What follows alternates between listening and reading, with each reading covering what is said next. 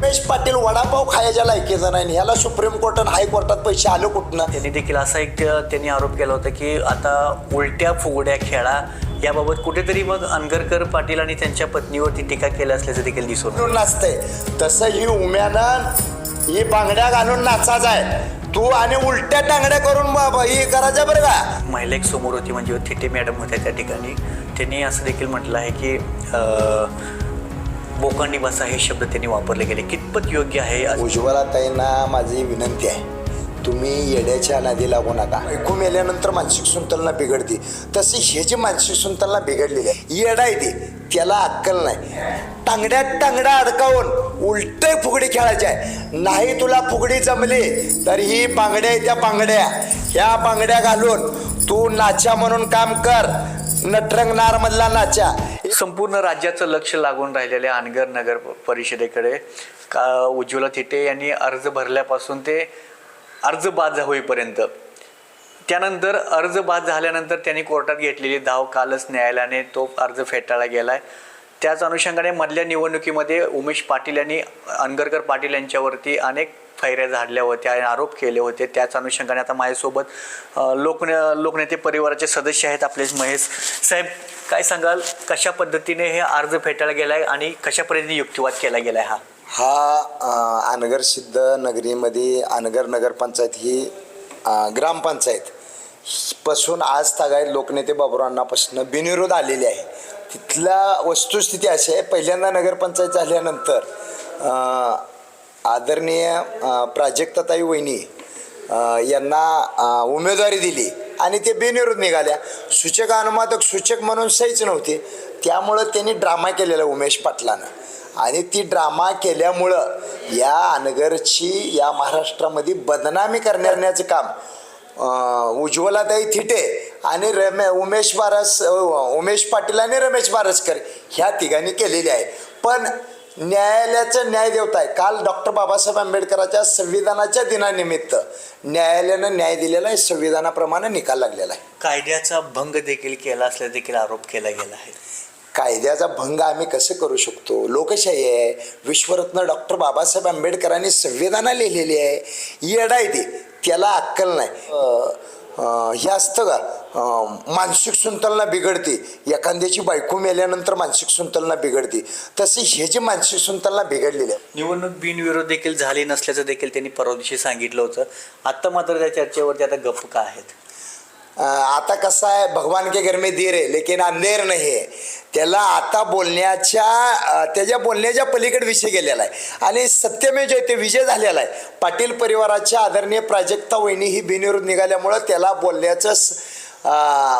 बोलायला जागा राहिला नाही आणि ती ड्रामा करतोय. कुठल्या तर राजकीय वरदास्तामुळं तो पाटील परिवाराला बदनाम करतोय.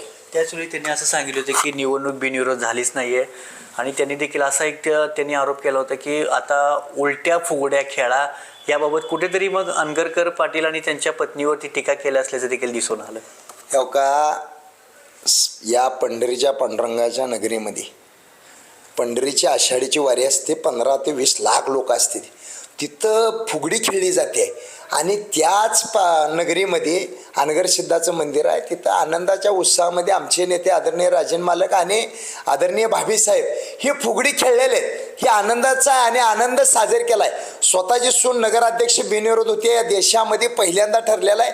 त्यामुळं त्यानं म्हणलं आहे फुगड्या उलट्या खेळावं लागते. त्या माझं चॅलेंज आहे उमेशला, आता तू फुगड्या उलट्या खेळायच्या त्या टांगड्यात टांगडा अडकावून उलटे फुगडी खेळायची आहे. नाही तुला फुगडी जमली तर ही बांगड्या त्या बांगड्या, ह्या बांगड्या घालून तू नाचा म्हणून काम कर, नटरंग नार मधला नाचा. एक पिक्चर आहे सुनील दत्तचा, संजय दत्तचा आणि सदाशिव अमरीशपुरीचा. त्या पिक्चरमध्ये सुद्धा नाचता येत नाही, त्यावेळेला सदाशिव अमरीशपुरी बांगडे घालून नाचते. तसं ही उम्यानं ही बांगड्या घालून नाचाच आहे, तू आणि उलट्या टांगड्या करून ही करायच्या बरं का, फुगडी खेळायच्या आणि त्यानंच खेळून उलट्या टांगड्या करून फुगडी खेळायची असं माझं चॅलेंज आहे त्यांना.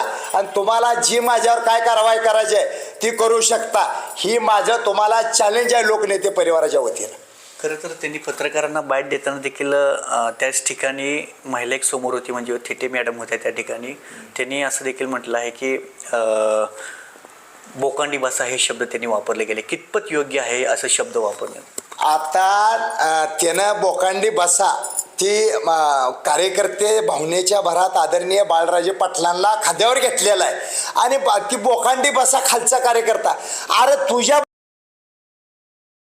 आम्हाला म्हणावं लागतंय, नाही इलाज आमचा, कारण ही तू बदनामी करण्याचं काम केलेलं आहे. आता तू काय कर, फुगड्या खेळ एवढी माझी तुला विनंती आहे. माझं बाळराजे पाटलांना जी म्हणलाय ना ती बोकांडी, आता उलट बोकांडी बसायचं. उमेश पाटील जी तू बोललाय ती आता तुझ्या बोकांडी कोणाला बसवायचं ती आम्हाला सांग, आणि तुझला जर कोण बोकांडी बसायला मिळत नसलं तर आमच्यासारख्याला सांग, आम्ही तुझ्या येऊन बोकांडी बसतो.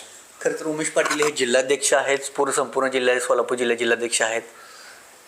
मोहोळ तालुका सोडून इतर विरोधकांवर का टीका करत असल्याचं दिसून येत नाही? उमेश पाटील हे मंत्रालयातला एजंट आहे आणि फक्त त्याला राजन मालकाच्या परिवाराला टार्गेट करायचं आहे. इतर पक्षाची त्याला पंगा घ्यायचा नाही. या तालुक्याची दूरदृष्टी त्याला वाटते की मी या भविष्यात 2029ला विधानसभा लढवायची आहे, त्या दृष्टीनं ती बोलते.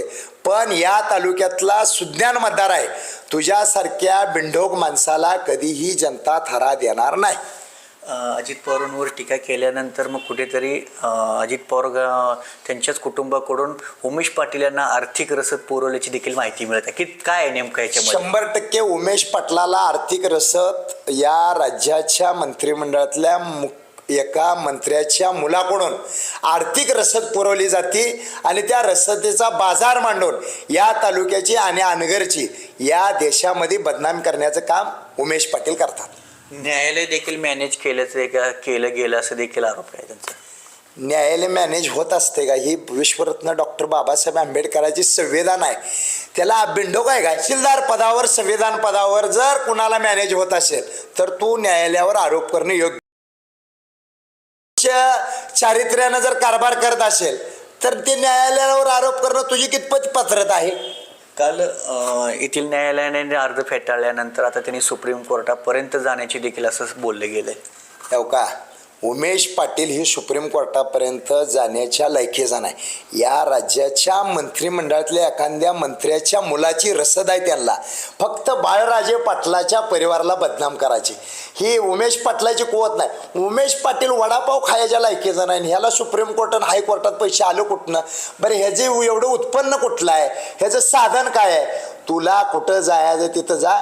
जी जिल्हा न्यायालयानं निकाल दिलाय त्याच या धर्तीवर वरचं सुप्रीम कोर्ट, हायकोर्ट, न्यायालय निकाल देणार आहे.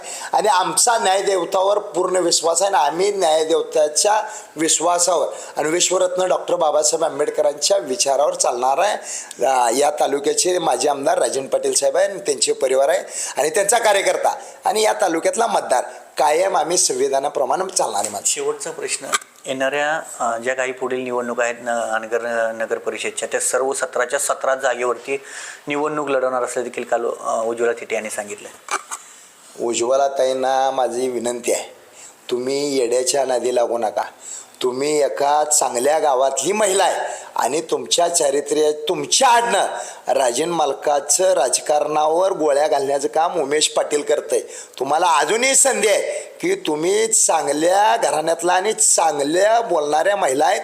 तुम्ही येड्याच्या नादी लागून येडं होऊ नका. येणाऱ्या काळात तुला कायम ही बाबुरावांचा घराणा जिवंत असेपर्यंत अनगर नगरपंचायत कायम बिनविरोध होणार. उमेश पाटील पुढल्या बारील तुला सूचक अनुवादक सुद्धा मिळणार. तर हे होते लोकनेते परिवाराचे सदस्य महेश पवार यांनी आपल्या सांगितले आरोप जे उमेश पाटील यांनी आरोप केले होते त्यांनी देखील अशा पद्धतीने आरोपाला प्रत्यारोप केले असल्याचे दिसून आले. यांनी जे आरोप केले उमेश पाटील त्यांची देखील आपण बाजू मांडण्याचा देखील प्रयत्न करणार आहोत. पाहूया येणाऱ्या काळात कशा पद्धतीने घडामोडी अजून काही रंगणार आहे त्याची देखील आपण संवाद साधणार आहोत. तोपर्यंत पाहत राहा. कॅमेरा नक्षेसह भारत शिंदे, न्यूज इंडिया, मोहोळ.